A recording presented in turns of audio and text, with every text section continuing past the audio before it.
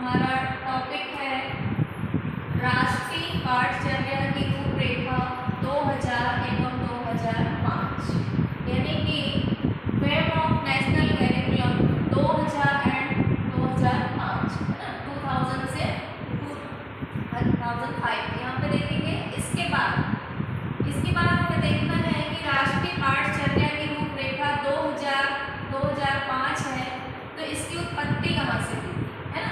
इसकी उत्पत्ति हुई थी रविन्द्रनाथ टैगोर के निबंध सभ्यता की संस्कृति, ठीक है, सभ्यता की संस्कृति से हुई थी। और इसके लिए कहाँ पे स्टार्ट हुआ था, ये जो अपना मानव संसाधन विकास मंत्रालय है ना, यानी कि MHRD, है ना, मतलब ministry of human research development, इन्होंने पहल की थी। इनकी पहल पर NCERT द्वारा नवीनतम दस्तावेज तैयार किया गया था, ठीक है, जो कि राष्ट्रीय पाठ्यचर्या की रूपरेखा 2005 कहलाया, है ना। यहाँ पर इसकी अध्यक्षता की थी प्रोफेसर यशपाल, है ना। और इसका उद्देश्य क्या था? इसका उद्देश्य था शिक्षा बिना बोझ के कि बच्चों का जो कॉपी किताबों का बोझ है वो ज़्यादा ना पड़े, उनको बहुत ही लचीले और सरल तरीके से सिखाया जाए, पढ़ाया जाए, है ना। यहाँ पे आते हैं हम, यहाँ देखें NCF 2005 के उद्देश्य। NCF 2005 के उद्देश्य में उन्होंने बताया कि बच्चों का सर्वांगीण विकास करना है। इसके लिए बच्चों में हर वो चीज़ आना चाहिए, उनको जो क्लास में कक्षा में एक पाठ्यक्रम के तहत हम ज्ञान दे रहे हैं कापी किताबों के अनुसार, वो तो उनको देना ही देना है, लेकिन उसी ज्ञान को हम स्कूली शिक्षा के बाहरी शिक्षा से भी जोड़ें, बाहरी वातावरण से भी जोड़ें, जैसे सामाजिक ज्ञान दें उनको, आध्यात्मिक ज्ञान दें, है ना, बाहर की दुनिया से जो मार्केट में बाहर जो चल रहा है सारी चीज़ों से उनको अवगत कराएं, उन चीज़ों का ज्ञान कराएं, तो बच्चों का सर्वांगीण विकास करता है, सामाजिक, आर्थिक, है ना, और भी जो वातावरण बाहर है दुनिया में, उस सभी चीज़ों को बच्चों को बाहर लाना है। इसके बाद NCF 2005 का अगला उद्देश्य कहता है कि 50 बच्चों पर, यदि 50 बच्चे एक कक्षा में हैं, तो एक कक्षा में 50 बच्चों के लिए 2 शिक्षक, यानी एक के बाद एक टीचर्स पढ़ाएंगे, लेकिन 2 शिक्षक होना चाहिए। यदि क्लास में 50 बच्चे हैं तो उसके लिए कितने शिक्षक की आवश्यकता है? 2 शिक्षक की। यहाँ पर देखो, यहाँ पे आता है व्यापक मूल्यांकन, ठीक है, व्यापक मूल्यांकन यानी कि बड़े स्तर पर उनका मूल्यांकन किया जाना चाहिए। कैसे?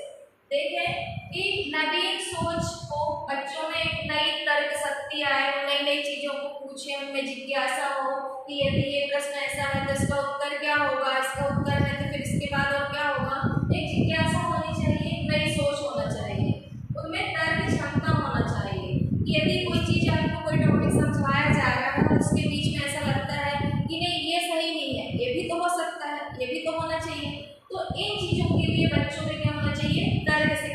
तर्क क्षमता होना चाहिए और चिंतन होना चाहिए कि वो जिस टॉपिक को पढ़ाया जा रहा है उस टॉपिक के बारे में वो चिंतन कर सकें, है ना। और फिर यहाँ पे आते हैं, सिद्धांत देख लेते हैं थोड़े से।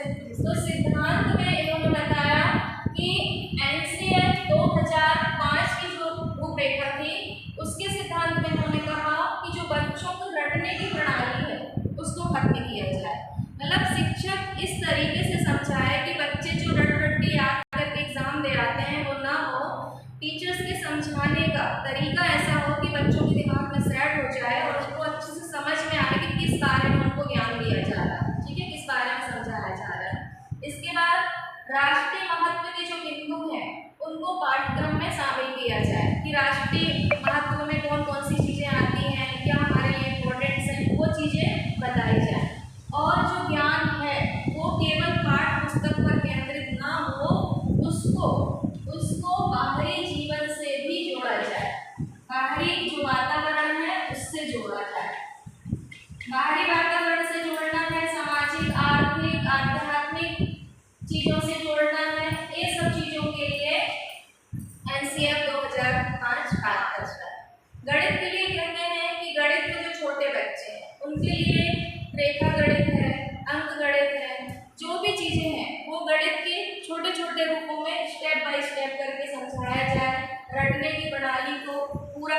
किया जाए, इस तरह से उन्होंने पूरी बातें की। अब यहाँ पे सबसे मुख्य उद्देश्य किसकी बात करता है एनसीएफ 2005? शिक्षा बिना बोझ के, है ना। फिर वो बात करता है कि रटने की प्रणाली को क्या करना है, खत्म करना है। इसके बाद यहाँ पे बच्चों का क्या होना चाहिए, आपका सर्वांगीण विकास, और स्कूली शिक्षा को, जो स्कूल में ज्ञान प्रदान किया जाता है, उसको बाहरी ज्ञान से भी जोड़ना चाहिए। वो ज्ञान सामाजिक हो सकता है, आर्थिक हो सकता है, वातावरण से संबंधित हो सकता है ना। और हर तरह के उस ज्ञान को जो बच्चा एक एक्टिविटी क्रिएटिव तरीके से खेलते खेलते भी सीखे, कुछ इस तरह की गतिविधियों को शामिल करना चाहिए। तो एनसीएफ ये सारी चीज़ों की बातें करता है। ये है राष्ट्रीय पाठचर्या की रूपरेखा 2005, है ना। पहली पाठचर्या आई थी 1875, ठीक है। ये फ्रेमवर्क सबसे पहले कब आया था, 1875 में। उसके बाद सेकंड फ्रेमवर्क आया 1988 में, और तीसरा आया 2000 में, है ना। आज हमने सबसे ज्यादा फोकस किस पे किया, ये 2005 में, है ना। आज हमने क्या देखी, 2005 राष्ट्रीय पाठचर्या की रूपरेखा, ठीक है।